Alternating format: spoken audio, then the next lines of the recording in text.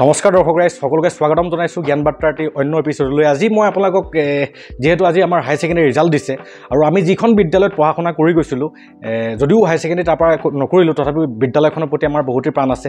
গতিকে আমাৰ ৰাইডিঙীয়া অঞ্চলৰ সৰ্ববৃহৎ শিক্ষা অনুষ্ঠান, একমাত্ৰ সৰ্ববৃহৎ শিক্ষা অনুষ্ঠান ৰাইডিঙীয়া হলিৰাম শইকীয়া উচ্চতৰ মাধ্যমিক বিদ্যালয়ৰ আজি ৰিজাল্টসমূহনো কেনেকুৱা হৈছে তাৰ এটা বিৱৰণ ল'বৰ কাৰণে মই বৰ্তমান আমাৰ অধ্যক্ষ মহোদয়ৰ ওচৰত আহিলোঁ, আমাৰ শ্ৰদ্ধাৰ মুক্তি ছাৰ।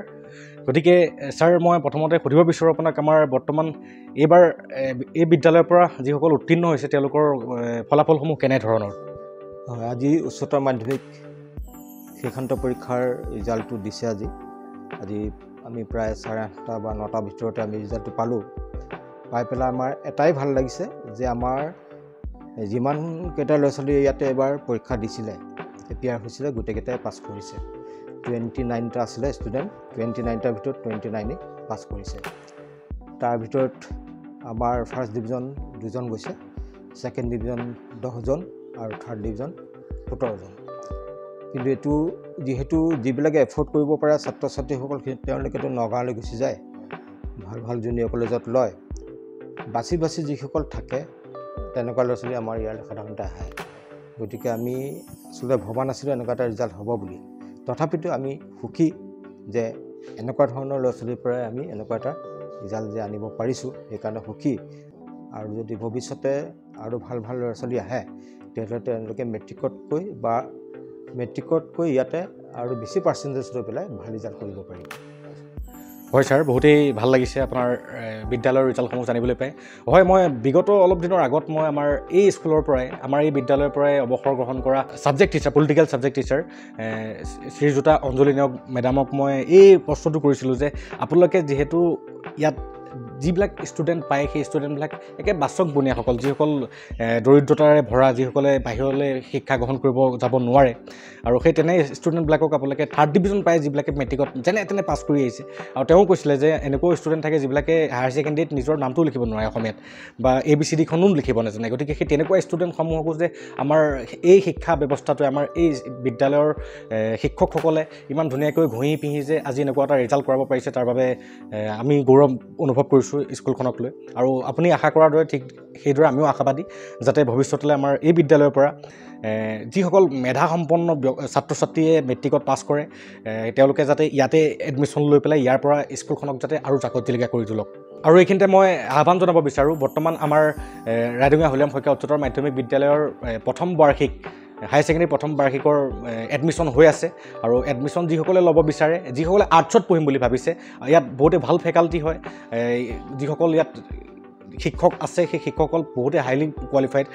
আৰু হয় ছাৰ, এইটো সঁচা কথা যে যিসকল আমাৰ চৰকাৰী বিদ্যালয়সমূহত বৰ্তমান যিসকল শিক্ষক আছে, হাই ছেকেণ্ডেৰী লেভেলেই হওক বা হাইস্কুল লেভেলেই হওক, এই সকলোবিলাকে হাইলি কোৱালিফাইড হৈ পেলাই টেট কোৱালিফাইড কৰাৰ পাছতহে ইয়াত শিক্ষা প্ৰদান কৰিবৰ কাৰণে সুযোগ পাইছে।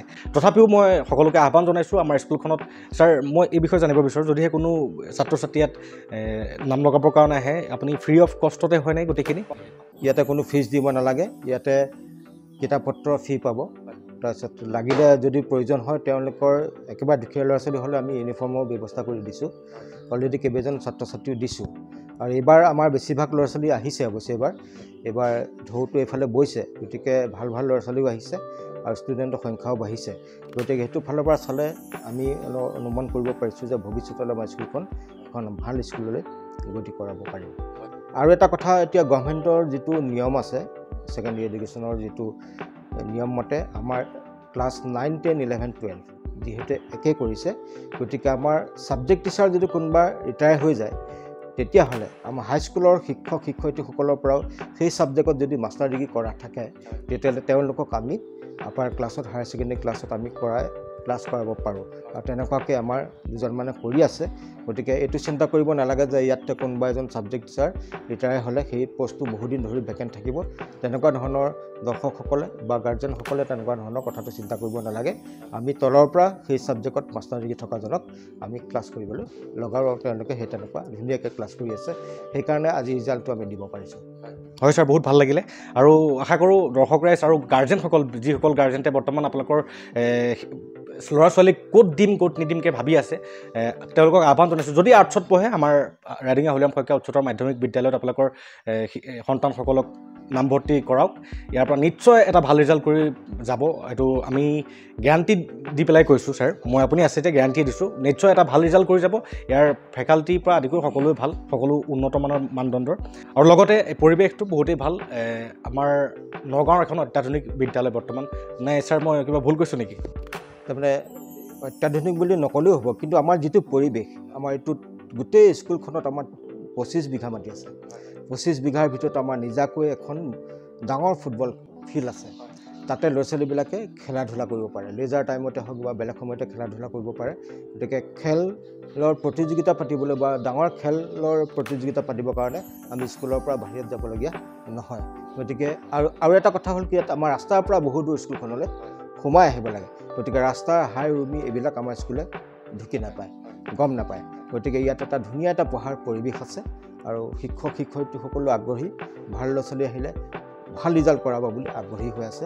গতিকে সেইকাৰণে যিসকল ভাল ভাল ছাত্ৰ ছাত্ৰী আছে তেওঁলোকে বেলেগত ইমান খৰচ পাতি কৰি পঢ়ি পেলাই যিটো ৰিজাল্ট পাইছে, আমাৰ ইয়াত একো খৰচ নকৰাকৈ পঢ়ি তেনেকুৱা ধৰণৰ ৰিজাল্ট আজৰি আনিবলৈ সক্ষম হৈছে। গতিকে তেওঁলোকৰ এটা ভৱিষ্যত, উজ্জ্বল ভৱিষ্যত এটা তেওঁলোকৰ কাৰণে নিশ্চয় থাকিব। গতিকে সেইকাৰণে মই ছাত্ৰ ছাত্ৰীসকল বা অভিভাৱকসকলক মই অনুৰোধ জনাব বিচাৰিছোঁ যে আপোনালোকে বেলেগ কথা চিন্তা নকৰি পেলাই আমাৰ বিদ্যালয়লৈ ছাত্ৰ ছাত্ৰীক পঢ়াব পাৰে। তাৰ কাৰণে আপোনালোকৰ লগত কণ্টেক্টত থাকিব। প্ৰত্যেকটো অভাৱ অভিযোগৰ বিষয়ে আমাৰ শিক্ষকসকলে বা মই নিজেই আপোনালোকৰ সমাধান কৰিবলৈ চেষ্টা কৰিম। বহুত বহুত ধন্যবাদ ছাৰ, ভাল লাগিলে আপোনাৰ সমূহ তথ্যৰাজি আৰু বিদ্যালয়খনৰ বিষয়ে আপুনি যিখিনি অৱগত কৰিলে বহুতেই ভাল লাগিলে। আৰু দৰ্শক ৰাইজ, আমি ইয়াৰ পৰা পাছ কৰি গৈছোঁ আৰু ইয়াৰ পৰা পঢ়া শুনা কৰি পেলাই ছাৰসকলৰ সান্নিধ্য পাই পেলাই আজি আপোনালোকৰ আগত দুটা কথা ক'বলৈও সক্ষমতা, মানে সাহ এটা আহিছে মনতে। গতিকে চাব পাৰে আমাৰ শিক্ষা ব্যৱস্থাটো বহুতেই ভাল, ইয়াত উন্নত মানৰ মানদণ্ডৰ শিক্ষকসকল আছে, ইতিমধ্যে অৱগত কৰা হৈছে। গতিকে আপোনালোকে বেছি চিন্তা কৰিব নালাগে, সকলো নিজৰ ল'ৰা ছোৱালীক ইয়াত দিব পাৰে আৰু সম্পূৰ্ণ বিনামূলীয়াভাৱে এটা ভাল শিক্ষা তেওঁলোকে প্ৰদান কৰাব। সুমন, তুমি আজি ইয়ালৈ অহাৰ কাৰণে, আমাৰ ছাত্ৰ ষ্টুডেণ্ট হিচাপে আমাৰ ইয়ালৈ আহি আমাৰ যিখিনি কথা আজি দৰ্শক ৰাইজক অৱগত কৰালা, তাৰ কাৰণে তোমালৈ আমাৰ ফালৰ পৰা আন্তৰিক শুভেচ্ছা জনালোঁ আৰু আন্তৰিক অভিনন্দন জনালোঁ, যাতে তুমি ভৱিষ্যতে আমাৰ স্কুলৰ বাৰ্তাবিলাক দৰ্শক ৰাইজলৈ নি থাকিব পাৰা। সেইকাৰণে তোমাক ভগৱানে সাহস দিয়ক, তাৰ কামনা কৰি আজি ইমানত সামৰণি মাৰিলোঁ। নমস্কাৰ।